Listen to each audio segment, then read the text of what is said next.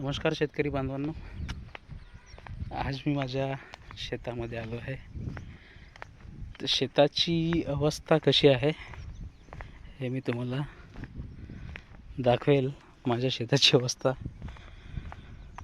पुष्कळ असं नुकसान झालेलं आहे. कपासाचे नामनिशाण तक मिटलेलं आहे. माननीय मंत्र्यांना मी एक जॉब विचारत आहे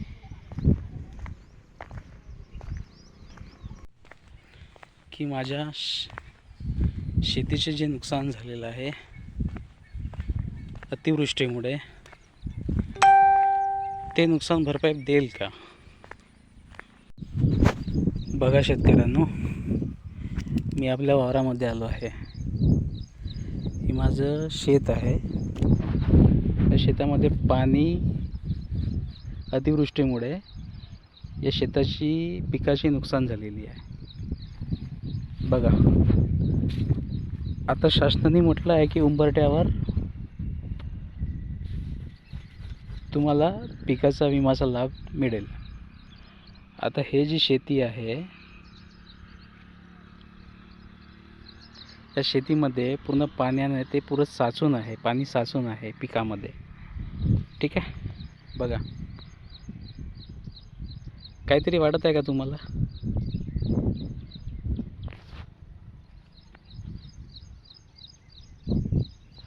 बघा, आता या पिकाची नोंद कोणाकडे करावी तुम्हीच ठरवा, कारण पूर्ण पीक खराब झालेलं आहे. आणि कृषी मंत्र्यांनी नवीन नियम लावून शेतकऱ्याची पूर्ण नासाडी केलेली आहे पिकांची. सांगा आता तुम्हीच काय करावं याला? कोणाकडे जावं, कोणाला विचारावे?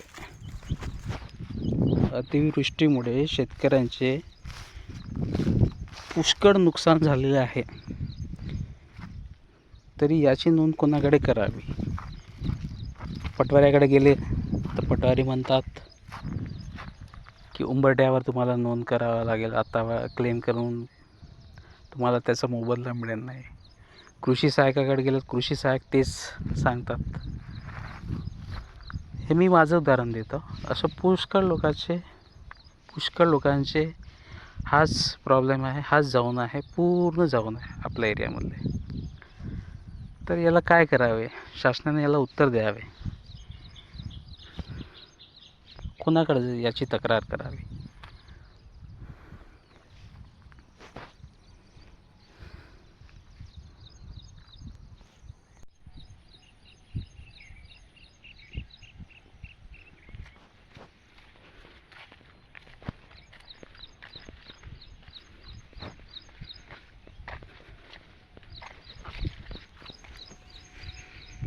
पाण्यामुळे किंवा अन्य कारणामुळे खराब होऊन जाईल आणि मी क्लेम करेल, हे योग्य आहे का? जेव्हा माझी शेती मी लावेल तेव्हापासून ते पिकाच्या कापणीपर्यंत जे काही नुकसान होत असेल, जे काही प्रॉब्लेम येत असेल,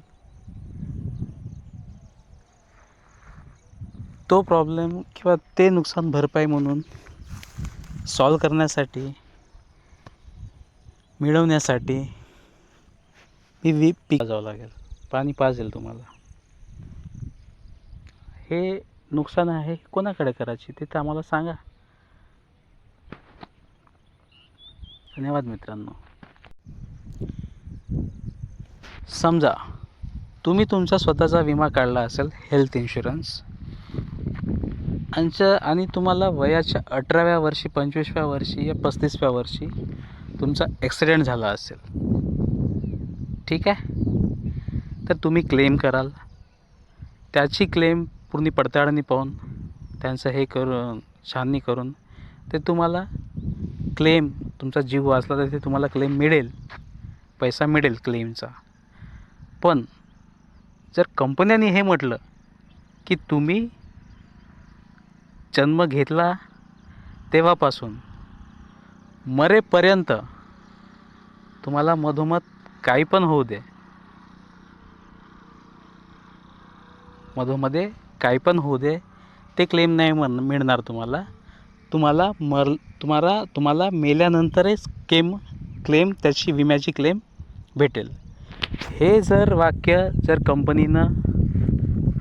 कंपनीनं म्हणलं असेल तर तुम्ही स्वतः सांगा मला की तुम्ही विमा आपल्या आरोग्याचा काढणार का? ज्यावेळी तुम्ही जिवंत असताना तुम्हाला त्या विम्याचा लाभ नाही मिळत असेल तर त्या विमा काढण्याचा फायदा काय? माननीय मंत्र्यांनी मला हे उत्तर द्यावे. तुम्ही एक्सेप्ट करता का? तुम्ही मेल्यानंतर तुम्हाला विम्याचा लाभ भेटत असेल तर तुम्ही एक्सेप्ट करा. तुमची गाडी आहे, गाडी मधामध्ये ॲक्सिडेंट झाला, तुम्ही क्लेम केले, त्याचा पैसा तुम्हाला मोबदला मिळेल. पण कंपन्यांनी असं जर म्हटलं का तुम्ही गाडी ज्यावेळी घेता त्याच्यापेक्षा त्याची लाईफ जी राहते त्याच्यानंतर तुम्हाला पैसा मिळत असेल, हे पॉसिबल आहे का? नाही ना. शासनाने याचा विचार करावा. माझ्यासारखे बहुत सारे शेतकरी बांधव आहेत, त्यांना असा नुकसान भरपूर झालेली आहे. त्यांनी शासनाकडे लक्ष वेधले आहे. त्यांच्याकडे शासनाने आपण काहीतरी मोबदला द्यावं किंवा या संकटाच्या वेळी शासनानं आपल्या खांद्याशी खांद्याला किंवा आपल्या पाठीमागे उभं राहावं. आम्ही कोणाकडे पाहू? शासनाकडे आम्ही पाहू नाही शकत. आणि मोठ्या दिमाखानं सांगता शासन शेतकरी बळीराजा, भारत हा कृषीप्रधान देश आहे. हेच आहे का कृषीप्रधान देश? हेच आहे का? हो, महाराष्ट्र शासन लक्ष ठेवा शेतकऱ्याकडे. नाही तर शेतकऱ्यांनी तुम्हाला धारेवर पकडलं ना, तुम्हाला